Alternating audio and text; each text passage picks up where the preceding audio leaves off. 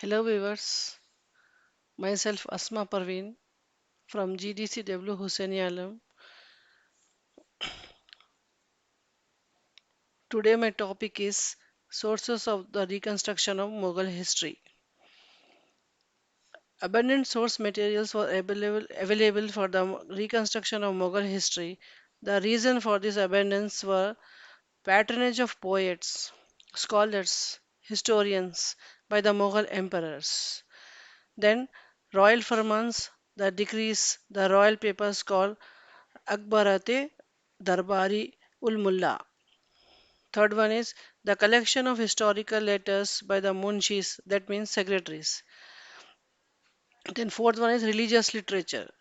Then fifth one is the account of foreign visitors and travelers. Then archaeological sources, that means coins, buildings, etc. The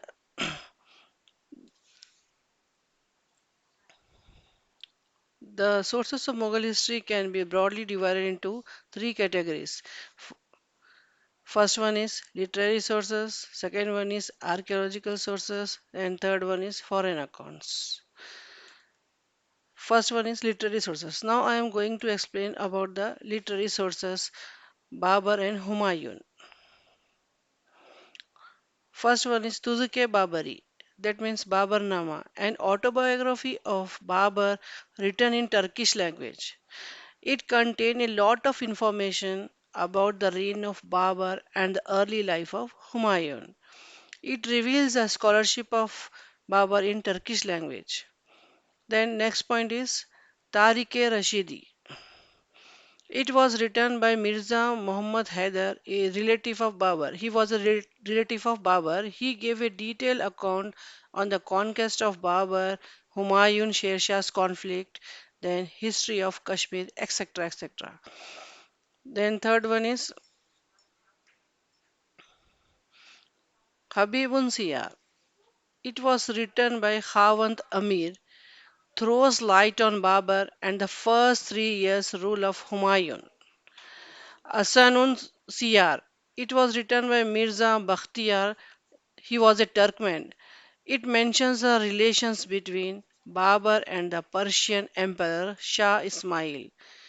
Another work by name Tariq-e-Alamali, written by Munshi, reveals the relationship between India and Persia in 16th century AD. Tariq-e-Shahi. It was written by Ahmad Yadgar. It informs us the Mughal-Afghan conflict during the reign of Babur and Humayun.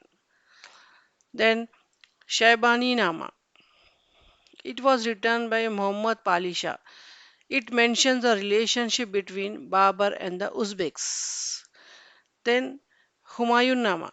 It was written by Gulbadan Begum, the daughter of Babur and the sister of Humayun at the instance of Akbar. It throws a lot of light on the nature and character of Humayun. Then Taskiratul Waqiyat. It was written by Johar, the servant of Humayun. It records the exile life of Humayun. Then Akbar. Abundant source material available for Akbar. The chief among them were Ain-e Akbari. Ain-e Akbari was written by Abul Fazl, the court poet, in 3 volumes. It contains a vast material about the social and economic conditions of the people, but also Akbar's polity and character. Then Akbarnama. It was also written by Abul Fazl in 3 volumes. The first volume deals the history of Mughals from Taimur to Humayun. The second and the third volumes deals with the regime of Akbar. Then Tariq-e-Akbar Shahi. It was written by Muhammad Arif Kandahari, a revenue officer of Akbar. He was a revenue officer of Akbar. The character of Akbar and his polity were elaborately mentioned in it. Then next one is Tabkhat-e-Akbari.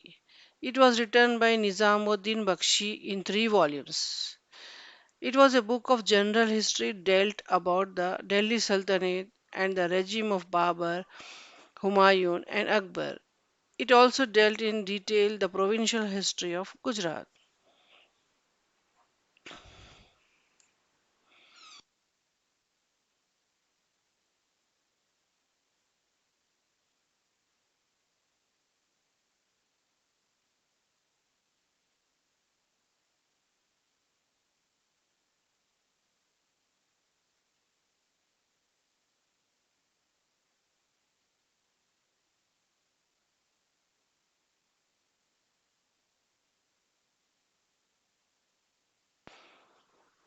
Ruknul Abul Fazl. It was the collection of letters between the Akbar and his relatives by Abul Fazl. Muntakshib ul Tawarikh. It was written by Mullah Abdul Khadir of Badayun. It was a Sunni. He was a Sunni. He vehemently criticized the secular policy of Akbar. Then Jahangir. Farishta. Tarikhi Farishta. It was written by Muhammad Qasim Farishta. It deals the accession of Jahangir to the throne and the Sultan of Delhi. Tuzuke Jahangiri. It was the autobiography of Jahangir. In it, he gives the silent features of his rule and his character. Then Shah Jahan. The works of his court poet Jagannath Pandita and the Janardhana Bhattu, then Padusha Nama by Abul Hamid Lahari and Amale Sari by Muhammad Sali, then Padusha Nama by Amene Kazvi, the works of Inayat Khan and Sadiq Khan, etc. Then Aurangzeb. Though Aurangzeb prohibited the writing of history, but it was strange to found number of historical works during his period.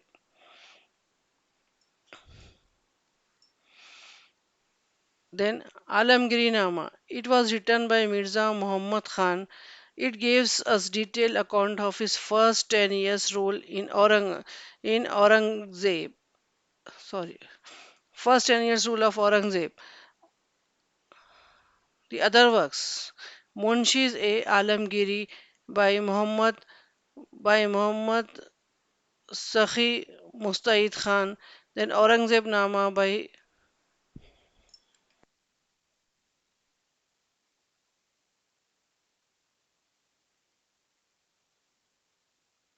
Aurangzeb Nama by Haidar Mustaqibul uh, Bahib Bobby Jafarnama A Alamgiri by Akbar Khan Razvi, Fatwa Alamgiri by Aurangzeb, and Rukatul Alamgiri of Aurangzeb, etc. etc. Then archaeological sources. Archaeological sources include few inscriptions, large number of coins issued by the Mughal emperors, and the vast construction like Red Fort, Agra Fort, Red Fort, Taj Mahal, Fatehpur Sikri, Jama Masjid, Allahabad Fort, and Pari Mahal.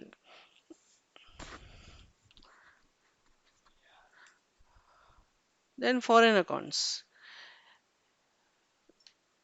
A large number of Europeans, Jesuits, travels, traders, adventurers visited India during the Mughal period. Their accounts were of immense value for the general condition of the Mughal age.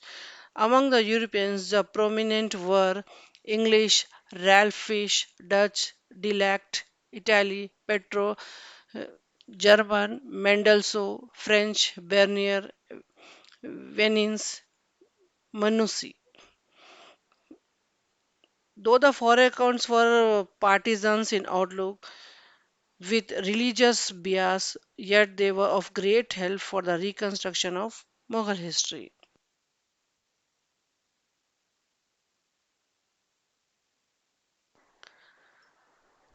Thank you.